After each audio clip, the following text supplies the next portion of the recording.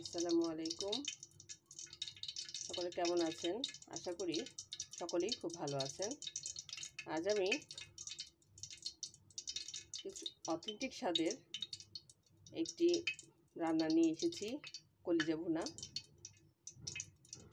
বাঙালি আমরা সকলেই কম বেশি এই কলিজা ভুনা খেতে পছন্দ করি।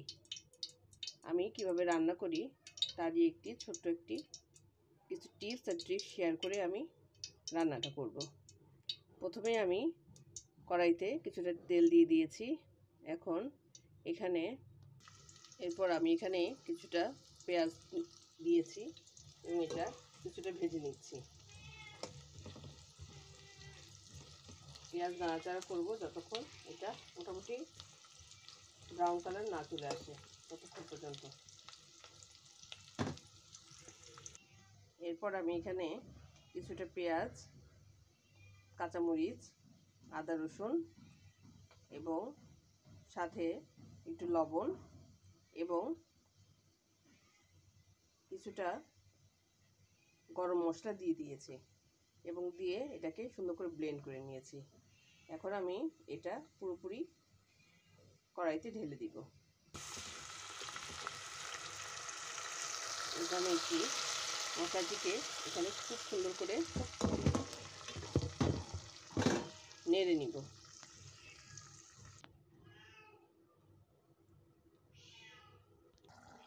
আমি এখানে হলুদ গুঁড়ো দিয়ে দিলাম, মরিচ গুঁড়ো দিয়ে দিলাম, ধনিয়া গুঁড়ো দিয়ে দিলাম।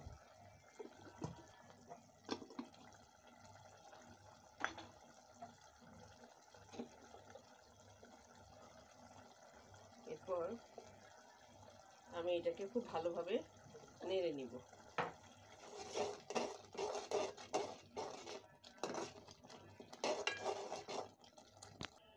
এরপর আমি কিছুটা মশলাটা তেলে উঠে আসার জন্য অপেক্ষা করব। এখন আমি এই অবস্থাতে কলিজাগুলো দিয়ে দিচ্ছি।